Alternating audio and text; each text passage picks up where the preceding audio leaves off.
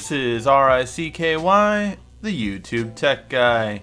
Hey guys, so today we are bringing you the review for the Galaxy Note 8. And we've had this phone for about a month now, and we went through the pre-production model and the full version now, and I feel that I can say that this is the current best Android phone on the market. Now, why do I say that and why do I not say the best phone on the market? Well, I haven't got the iPhone and I haven't gotten the next gen Androids from LG, from Huawei, and from the Pixel. So overall, it's hard to say it's the best phone of the year yet. That will come up at the end of the year, but the Note has won for the past 3 years in a row. And even from phones like the iPhone, you can kind of see that like the 6S Plus, the 7 Plus, nothing really came to challenge it till the iPhone X, and that's where I'm really curious to see if it can overtake the Note for being the best phone of the year. But overall, let's get into the review. So first off, the look and feel of the device. This device feels and looks way better than pretty much any smartphone on the market right now, and that I can easily say. The look of it is very polished, it just seems clean, it looks really good, but also the feel of it is excellent. I'm sorry, plain and simple, it feels in the hand way better than the S8 did. The square style and the grip that it allows you for, especially with the case, just feels so much better. And that does make a really big difference when we're going to get to the price point later, because people always are talking about, oh, it's just the S8 Plus with an S Pen. Honestly, you don't know what you're talking about. Have you used both phones for over a month? No. So that's where I can really say that when you really do feel out the phone in everyday usage, holding the phone really does make a difference when it feels so much better on a daily basis. And that's where one thing I really just love, the look and the feel of this better than any other smartphone out there. Now the second thing is the camera, and the camera quality currently is the best low light camera we have seen. Now in this four-way comparison, you get some of the best smartphones on the market currently, and the Note 8 handedly wins, just handedly wins. First of all, it reduces the lens flare that a lot of smartphones have, including the S8. It's one of the reasons why I really was always annoyed with the S8, because the lens flare had seemed to have gotten worse over the past years. And that's one thing that the Note 8 really stops and does a much better job because of that dual lens technology. It can better sense where it needs to be. So that's really good, and the blacks come out stronger. It also beats the iPhone 7 Plus, which is an interesting fact because for all Apple's talk at their convention, they did not really mention a camera improvement other than the A11 biometric chip is going to focus quicker and allow the phone to focus quicker, but that was about it. There was no real like, oh my god, this is so much better, except for the zoom telephoto lens. But overall, the Note 8 has the best aperture on the rear camera and on the front camera, again until the new phones come out. With this being said, again in selfies, it's going to be the best as well, having the best balance and more light with still a bit of shadow, as it's not too bright such as the S8 over here, or it's not too dark such as the iPhone up there. So overall, it gives the best light and dark in this extreme photo test, and the full camera comparisons are coming out this week, so you'll be able to get really in-depth, and we'll zoom in and we'll see the difference of how everything is.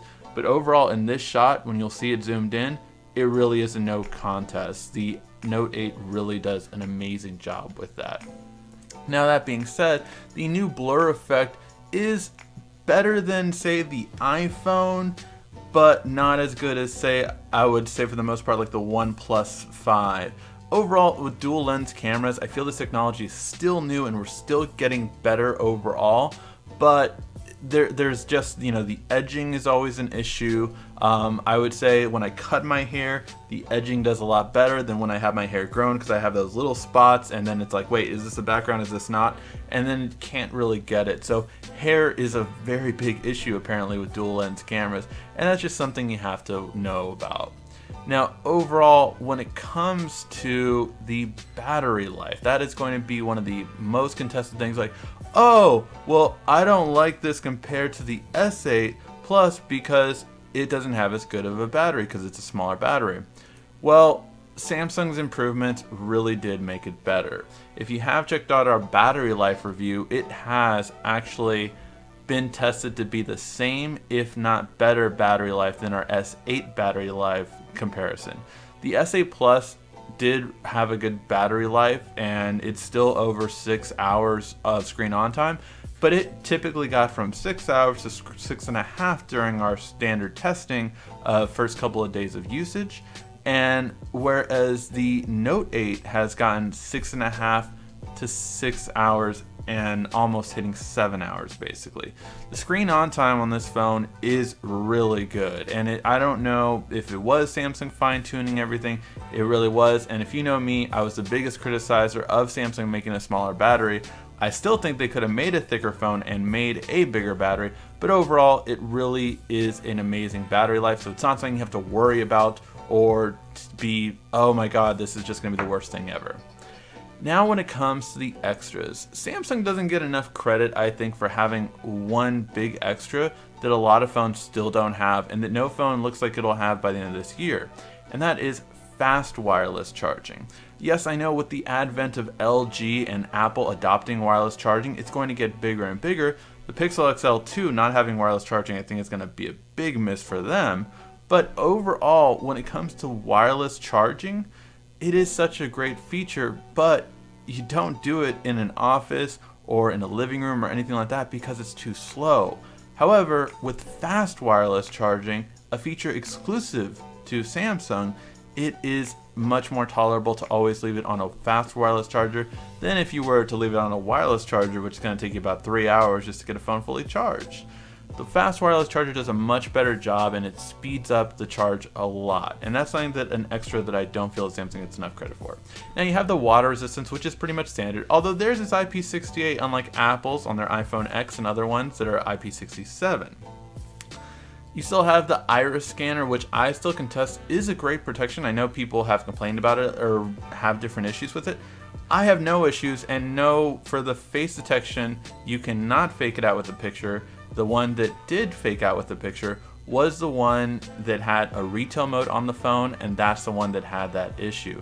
But the Note 8, you can't fake it out with a picture anymore. Now, I'm not saying it's anywhere near as on par as Windows, which is the best face scanner, and as of the upcoming iPhone X face scanner, but overall, it's still a great feature for just quick access. Iris scanner is no delay to me. Yes, you do have to pick up the phone. You cannot have it on the table, but it is really quick when you have it. Fingerprint scanner is really good, a lot better placement than the last one. I don't see an issue with it being all the way up this high. I know a lot of people do, but overall with me, I like it, and I like that I can do gestures with it, like double tap to turn on the flashlight and do other things with certain apps. That video will be coming, by the way. Overall, you have expandable memory, you have a lot of extras, and none other than the S Pen. Now, I know a lot of people are always like, oh, well, I will never use the S Pen, it's just not for me. Well, this is one feature that I cannot live without, and you see it in our past video, the fact that you can highlight text like on Instagram, where you normally cannot highlight text. With the S Pen, you can highlight any form of text, it doesn't matter what app. It is really like a mouse override, and that is a really cool feature to have, just to be able to highlight any text you normally couldn't highlight. That's why they call it an S Pen, not a stylus, and I still believe in that because I'm like, it makes sense. It's not a stylus because a stylus can only do what your finger can do. This S Pen can do more. So overall, I really do enjoy the S Pen, and it's something that I use on a weekly basis. I won't go as far as a daily basis, but definitely on a weekly basis. Now finally, the ending part of the review, and that is the price point. The price point is probably the biggest reason not to get the Note 8. Overall, coming in at $930, it is a very expensive phone. And when you can get phones like the OnePlus 5 or the Galaxy S8 or even the S8 Plus, it's a compelling argument to get those phones over it. However, if you ask me, which is a subjective feature to do, if you ask me, is it worth the price point? Yes. Yes, it is. For me, this is so much faster with that extra 2 gigs of RAM compared to the S8 Plus. After using it, it doesn't get as laggy as the S8 Plus did. Not that the S8 Plus was super laggy, but those one times as a power user when it would just slow down slower than I was going, It really frustrated me. So overall, yes, I think the Note 8 is worth the price point, and currently, maybe you can say for the price it's not, but you cannot deny that currently, yes, it is the best Android phone on the market. It has everything you could want, all the extra bells and whistles that some people may not need, but it has all of them for those who want it. Alright guys, let me know your thoughts in the comment section down below. Is this the best smartphone of the year to you so far, or are you looking forward to another one? Thank you as always for watching. This has been RICKY, the YouTube Tech Guy. Thank you for watching our video. If you liked it, why don't you go ahead and subscribe up there. Make sure you follow us on social media right here. And of course, check out our latest video up there. And right down here, you're going to find the perfect video for you. Or at least that's what YouTube tells me. Thanks again.